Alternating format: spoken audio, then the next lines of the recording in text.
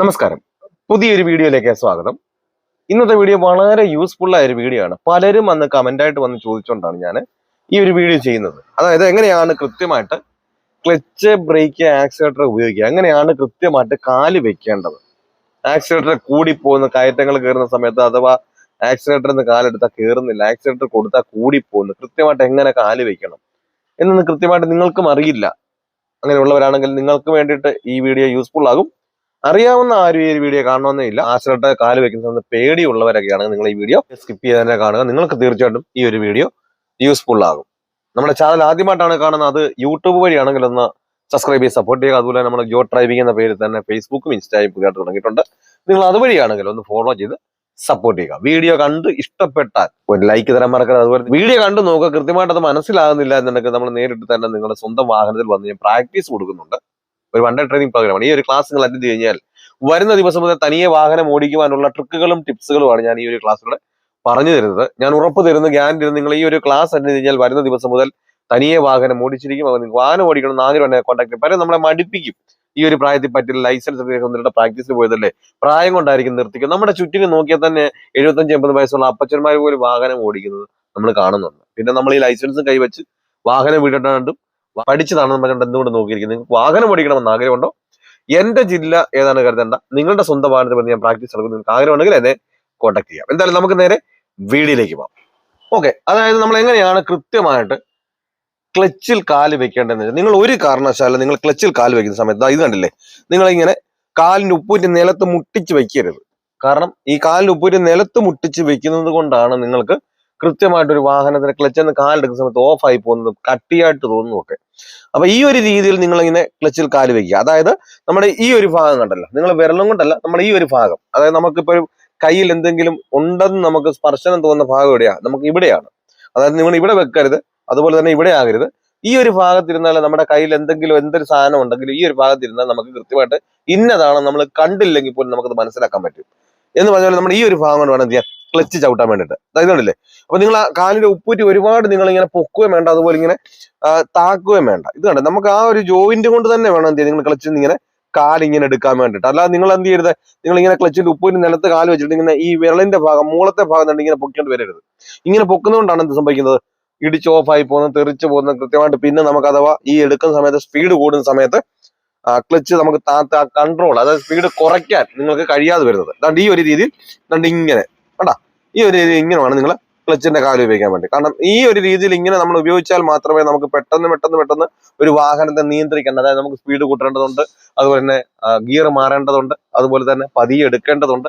അപ്പം സ്പീഡിനനുസരിച്ച് നമ്മുടെ ക്ലച്ചിന് കാലിങ്ങനെ ഈ ഒരു വഴക്കം വന്നാൽ എന്ത് ചെയ്തോളൂ, പെട്ടെന്ന് നിയന്ത്രിക്കാൻ കഴിയത്തുള്ളൂ. എന്ന് പറയുന്നതുപോലെ നമ്മുടെ ആക്സിലേറ്ററിലും ബ്രേക്കിലും നമ്മൾ എങ്ങനെയാണ് കാല് വെക്കേണ്ടതെന്ന് വെച്ചാൽ, നിങ്ങൾ ഒരു കാരണവശാലും എന്ത് ചെയ്യരുത്, ഇങ്ങനെ പൊക്കി ചവിട്ടരുത്. ഈ പൊക്കി ചവിട്ടുന്നതിന് പകരം നിങ്ങൾ ഈ ഒരു സാധനത്ത് നിങ്ങൾ ഉറപ്പിച്ച് വെക്കുക. കാരണം നമുക്ക് ബ്രേക്കും ആക്സിലേറ്ററും ഉപയോഗിക്കുന്നത് നമുക്ക് റൈറ്റ് കാലാണ്, ക്ലച്ച് ഉപയോഗിക്കുന്നത് ലെഫ്റ്റ് കാലും. അപ്പൊ നമ്മൾ ഈ ഒരു കാരണം ഞാൻ പലരും ചെല്ലുമ്പോൾ, ഞാൻ വണ്ടി കയറി എടുക്കാൻ പറയുമ്പോൾ പലരും കാണിക്കാറുണ്ട് ഇങ്ങനെ ബ്രേക്കിലും ആക്സിലേറ്റർ ഇങ്ങനെയൊക്കെ കാല് വെക്കുന്നത്. അപ്പൊ നിങ്ങൾ ഈ ബ്രേക്ക് നമ്മൾ ഉപയോഗിക്കുന്നത്, ആക്സിലേറ്റർ ഉപയോഗിക്കുന്നത് റൈറ്റ് കാലും കൊണ്ടാണ്.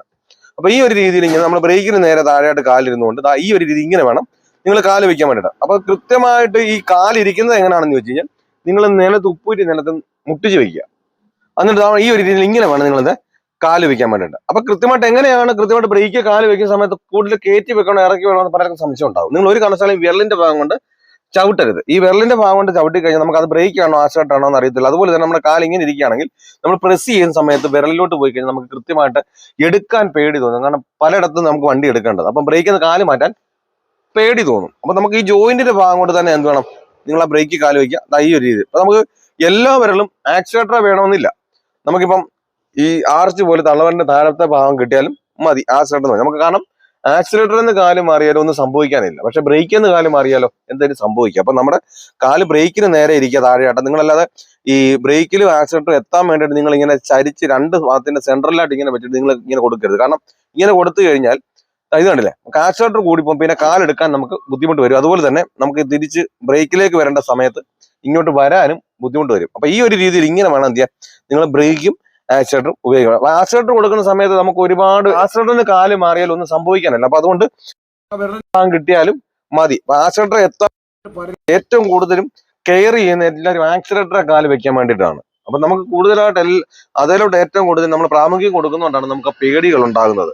നമുക്ക് കൂടുതൽ കയറി പോകണമെന്നില്ല. അതുപോലെ തന്നെ ആ വെള്ളിന്റെ ആ ഭാഗം കിട്ടിയാലും മതി. അതുകൊണ്ട് ബ്രേക്കാണ് നമുക്ക് മെയിൻ ആയിട്ട് വേണ്ടത്. കണ്ടോ, ഈ ഒരു രീതിയിൽ ഇങ്ങനെ ഇരുന്ന് കഴിഞ്ഞാൽ നമുക്ക് കൃത്യമായിട്ട്, അപ്പൊ എന്റെ കാലെങ്ങനെ ഇരിക്കുന്ന എനിക്ക് താഴെ ഭാഗം കണ്ടോ, ഈ ഒരു രീതിയിൽ ഇങ്ങനെ ഇരുന്ന് കഴിഞ്ഞാൽ നമുക്ക് കൃത്യമായിട്ടും എവിടുന്ന് ഒരു വണ്ടി കൊടുക്കാം. പിന്നെ അതുപോലെ തന്നെ ആക്സിലേറ്റർ കയറ്റൊക്കെ കിടക്കുന്ന സമയത്ത് ആക്സിലേറ്റർ കൊടുക്കാൻ പലർക്കും പേടിയാണ്, ആക്സിലേറ്റർ കൂടിപ്പോന്നുള്ള പേടിയാണ്. അപ്പൊ ഞാൻ പല വീഡിയോയിലും ഞാൻ പറഞ്ഞിട്ടുണ്ട് എങ്ങനെ ആക്സിലേറ്റർ കൊടുക്കും. ഇങ്ങനെ നിങ്ങൾ എന്ത് ചെയ്ത് കുത്തി കൊടുക്കരുത്. ഇങ്ങനെ കുത്തി കൊടുക്കുന്നതുകൊണ്ടാണ് നമുക്ക് കൃത്യമായിട്ട് അതിന്റെ ആ സ്പീഡ് പെട്ടെന്ന് കൂടി വരുന്നത്, നമുക്ക് പേടി വരുന്നത്. ആക്സിലേറ്റർ കൊടുക്കേണ്ട എങ്ങനെയാണെന്ന് വെച്ചാൽ നിങ്ങൾ ഇങ്ങനെ ഓരോ പേപ്പറായിട്ട് വേണം കൊടുക്കാൻ. അപ്പൊ നമ്മള് ഇപ്പൊ ചെറുതായിട്ടൊന്ന് കൊടുത്തു, അപ്പൊ കയറുന്നില്ല, പിന്നെ നിങ്ങൾ എടുത്തിട്ട് ഇങ്ങനെ കൊടുക്കരുത്. നമ്മൾ ചെറുതായിട്ട് വെച്ചു, അപ്പൊ കയറുന്നില്ല, ചെറുതായിട്ട് വീണ്ടും ഒന്നുകൂടെ കൊടുക്കുക, അഥവാ കയറുന്നില്ല വീണ്ടും ഒന്നുകൂടെ കൊടുക്കുക. അപ്പൊ കയറുന്നതനുസരിച്ച് നിങ്ങൾ എന്ത് ചെയ്തത് പെട്ടെന്ന് ആക്സിലേറ്റർ മാറ്റി ബ്രേക്കിലോട്ട് വെക്കരുത്. അതുകൊണ്ടാണ് നമുക്ക് പെട്ടെന്ന് നിന്ന് പോകുന്നു, പിന്നെ കൊടുക്കാൻ പേടി തോന്നുന്നു. അപ്പൊ നമ്മൾ ഇങ്ങനെ കയറുന്നതിനനുസരിച്ച് നമുക്ക് ആക്സിലേറ്റർ പൊക്കി കൊടുത്താൽ തന്നെ ചെറുതായിട്ട് കയറ്റമല്ലേ, അപ്പൊ പിന്നെ എന്തായാലും പോയി തട്ടുന്നൊന്നുമില്ല. അപ്പൊ നമുക്ക് സ്പീഡ് തന്നെ കൂടത്തുമില്ല. ആക്സിലേറ്റർ കാലം പറയുക സ്പീഡ് കൂടുന്നില്ല.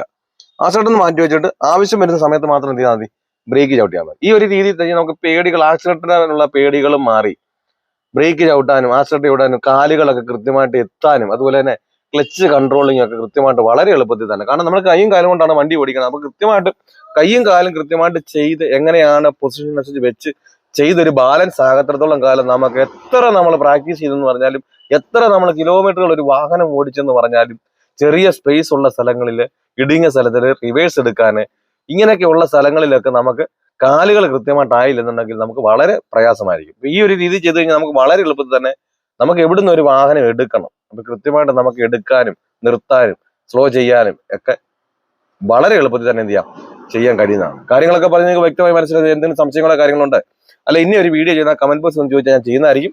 ഞാൻ ഈ തുടക്കക്കാർക്ക് വേണ്ടി മാത്രം ചെയ്യുന്ന വീഡിയോസ്. നിങ്ങൾക്ക് എന്ത് സംശയങ്ങളുണ്ടായിരുന്നു ജോ ഡ്രൈവിംഗ് എന്ന ചാനലിൽ വന്ന് യൂട്യൂബ് വഴിയാണെങ്കിലും ഫേസ്ബുക്ക് വഴി, ഇൻസ്റ്റാഗ്രാം വഴി നിങ്ങൾക്ക് സംശയങ്ങൾ ചോദിക്കാം.